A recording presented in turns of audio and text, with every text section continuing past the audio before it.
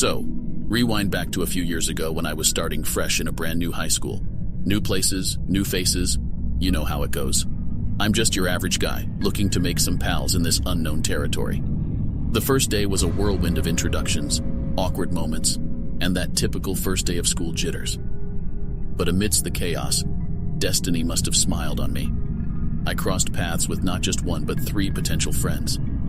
Yeah, you heard that right, 3. Clueless as ever, standing by my locker trying to figure out the combination when these 3 dudes stroll up. From the get-go, they seemed cool, chill, and like they were about to welcome me into their secret club. That feeling of inclusion was like a warm hug after being out in the cold for too long. Now, these 3 weren't your typical nerds or jocks or whatever. They had this kind of charisma that pulled you in like magnets. They already knew each other, so they must have had some history, right? Anyway, they invited me to hang out after school at the gym, and I thought, why not? My social calendar wasn't exactly packed at that point. We kicked it at the gym, shooting hoops, cracking jokes, and just enjoying the camaraderie. But here's where things started to get a little weird. Like, on the surface, everything was golden. We laughed, talked about movies and music, and even shared some personal stories. Yet, there was something just beneath the surface, something that gnawed at the edges of my consciousness.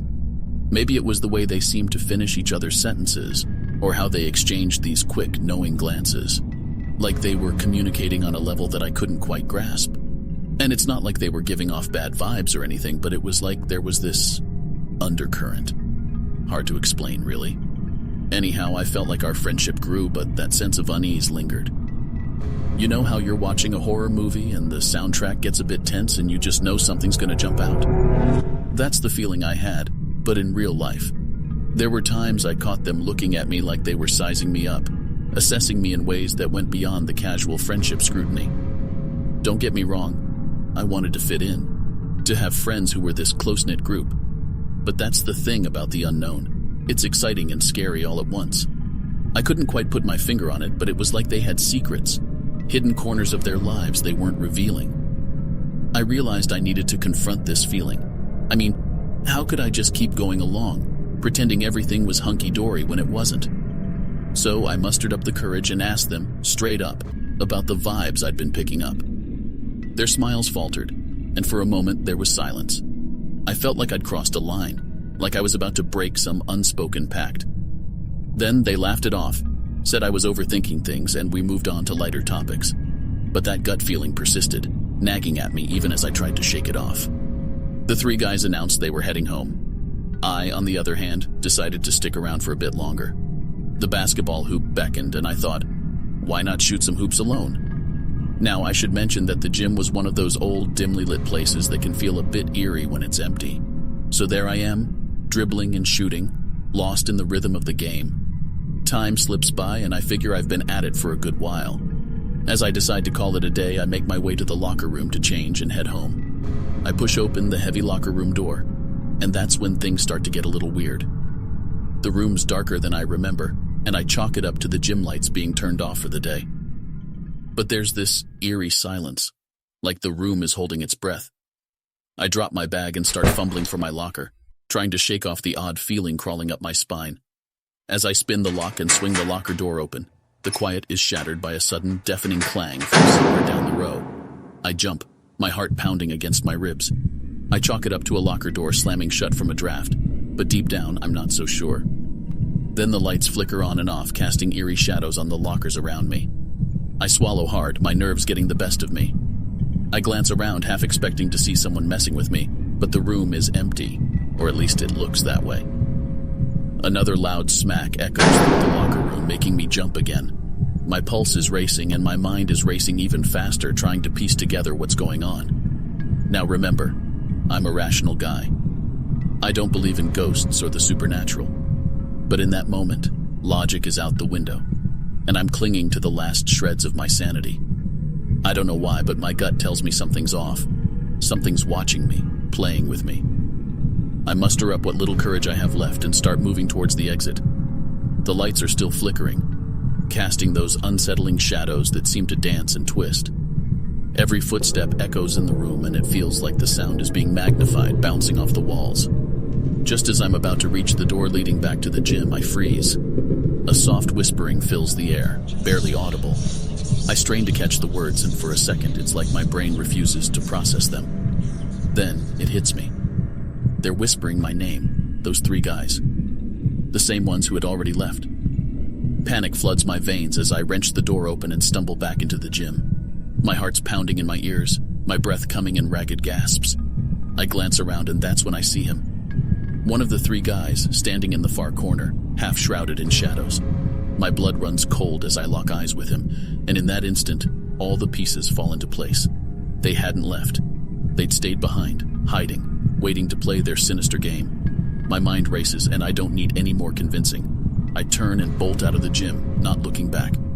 I don't care about explanations or rationalizations anymore. I just needed to get out of that place.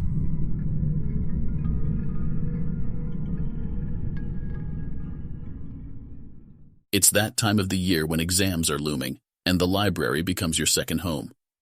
I found myself in that exact situation, a girl on a mission to conquer the mountain of study material before me. With the school deserted and the sun long gone, I decided to hunker down in the quiet haven of the library. The evening was quiet, broken only by the soft rustling of papers and the occasional distant hum of a vending machine. Armed with textbooks and determination, I claimed a spot at my favorite table, the one tucked away in the corner, offering solitude and the perfect amount of dim light. As I lost myself in my books, my surroundings seemed to blur into the background. Time passed in a hushed symphony of pages turning and thoughts racing, and then, out of nowhere, the faintest whisper of footsteps echoing through the rows of bookshelves. I glanced up, my heart skipping a beat, and listened intently. I was wondering if my imagination was playing tricks on me, or was there someone else in the library? I brushed off the unease and thought it was my tired mind conjuring sounds where there were none. But then, there it was again, the sound of shoes on the linoleum floor, drawing closer. I closed my books, suddenly feeling vulnerable in the quiet of the library. I strained to locate the source of the sound.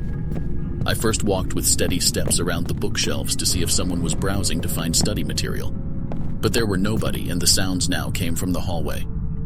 I decided to take a quick peek at the hallway to see if there was anybody walking around out there, since I could clearly hear the footsteps.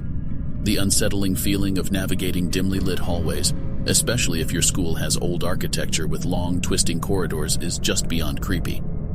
I had never seen the school like this before, mainly because I never stay this late. As I finally discovered no one was in the hallways, I could hear a loud bang behind me, as if a door was getting shut by someone extremely angry.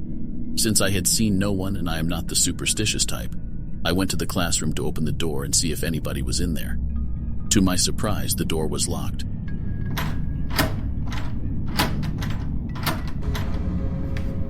Which I found extremely weird since I just heard it get shut. I said through the door, "If someone is in there, please open up," just so I could get clarified that someone was actually here to study as well. But I got no reply, so I decided to walk back to the library to keep studying. Because what else can you do when you have an upcoming exam? When I got back and sat down at my books, that's when I saw him. A man standing at the entrance, his silhouette illuminated by the soft glow of the hallway lights. My heart pounded as our eyes met, and for a moment time seemed to freeze. He smiled, a casual nod in my direction, before making his way into the library. My unease grew, but I reasoned that maybe he was just a late-night studier like myself. He walked past several empty tables and chose the one right next to mine. I resumed my studying, trying to focus despite the unsettling presence beside me. Minutes turned to hours, and with each passing moment, my nerves ratcheted up a notch. The library felt smaller, confined, as though the walls were closing in on us.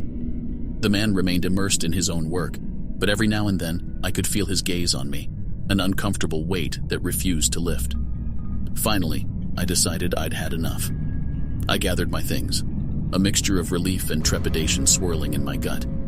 As I stood up, the man did the same, a knowing smile on his lips. "Hey, where are you going?" he asked, his voice oozing smugness. "I finally came to join you at the table so you don't have to keep looking for me." My heart raced, my breath caught in my throat. I felt numb. I wanted to grab my things and leave, but was afraid to get up. I replied and said, "Home."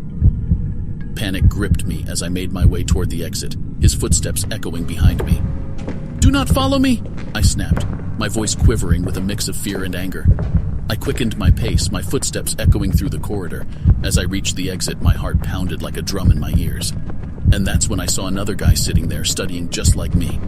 Without hesitation, I rushed over to him, my desperation evident. Please, I need help, I pleaded, my voice barely above a whisper. He stood up, concern etched across his face, ready to offer his assistance. And then, as he turned to face the man who had followed me, something incredible happened. The man's smug expression melted into one of shock, his eyes widening in disbelief. He turned around and bolted in the opposite direction, disappearing back to the hallway. We called the police, but when they came, they couldn't find anybody else on the school besides us. The guy I just met at the exit offered to follow me home. I would really appreciate that after the incident I just had, so I said yes and got home safe.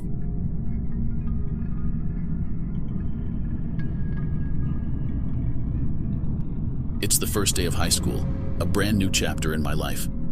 Nobody in the class knows each other, and you know how first days are, right? The tension's thick enough to cut with a knife.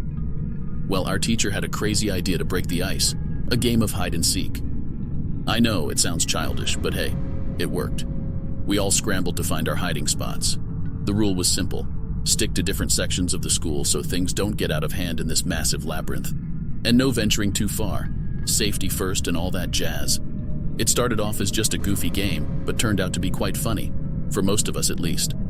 As the game went on, folks started getting found one by one. Laughs and cheers echoed through the empty hallways as we emerged from our hiding places. But there was one girl, let's call her Sarah, who seemed to have mastered the art of hiding. Seriously, it was like she had vanished off the face of the earth. The first 30 minutes went by and we're all having a blast, except for Sarah, of course, who was still missing. Or who knows? Maybe she did have fun. One of our classmates had seen Sarah near the bathrooms earlier on. Nothing strange about that, right? People got to use the bathroom, even during hide and seek.